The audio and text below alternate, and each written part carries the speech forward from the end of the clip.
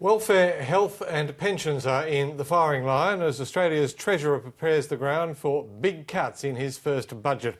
Joe Hockey says Australia has a serious spending problem and that Australians must learn to live within their means. The budget, to be delivered in just over a fortnight, will set the tone and direction for the Abbott government as it grapples with election promises and economic realities. Australia's economy has been a standout performer globally, largely sheltered by big business with China, and there's been excitement over free trade agreements recently signed with South Korea and Japan. But where does it all leave Australia? Karen Barlow takes this economic snapshot.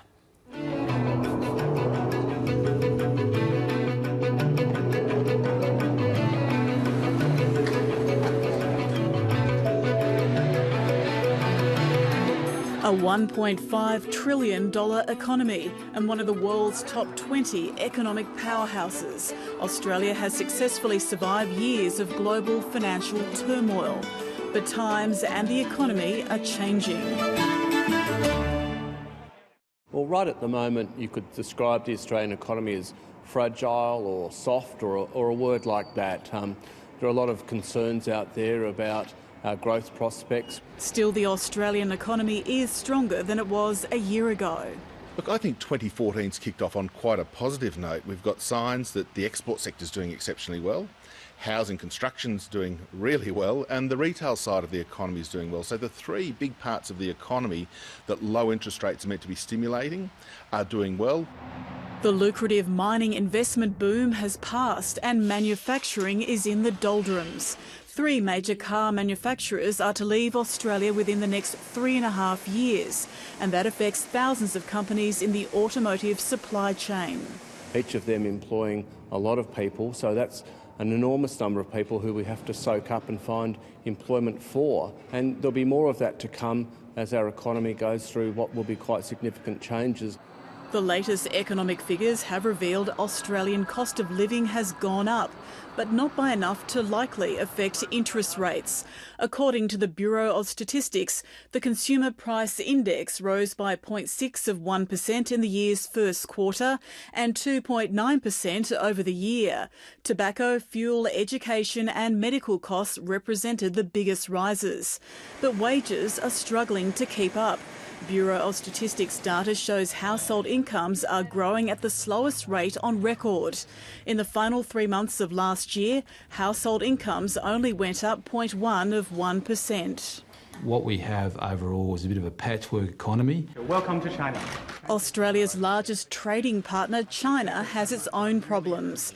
A period of over-exuberant investment is over, and China's rate of growth is slowing.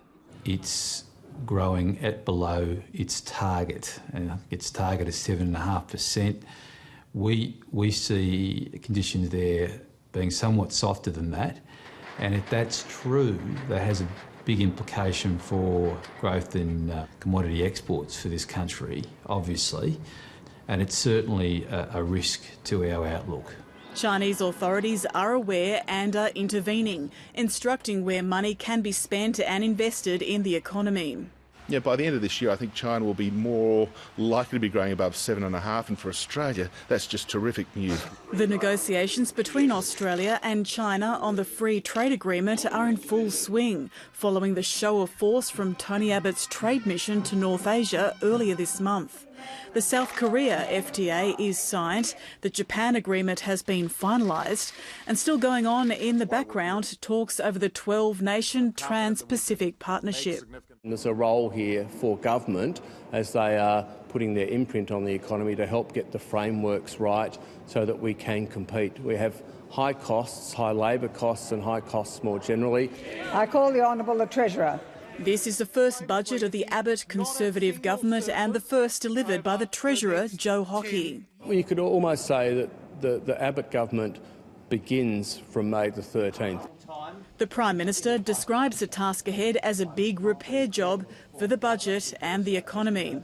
It will be a budget of long-term structural reform, but it will be a budget that keeps our commitments. There are wide expectations of significant cuts. The Treasurer says no area will be exempt and all Australians will have to play their part as the government charts a path back to surplus.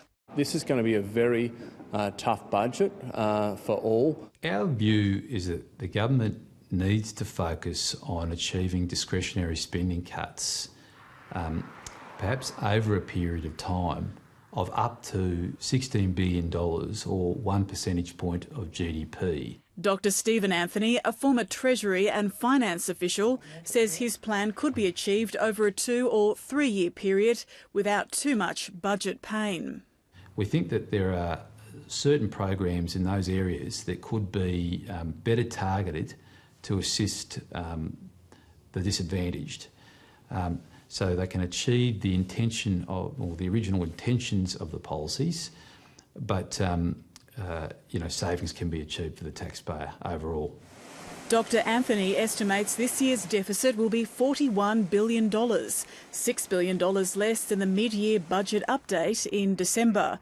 Come budget night, Australia may be a little closer to achieving that sought-after surplus. Who knows when the next shock comes, be that from China, be it from our housing bubble bursting or something like that, who knows yet. But it's a great time to actually just return to surplus as quickly and as fairly as possible. The Treasurer will reveal all on May the 13th.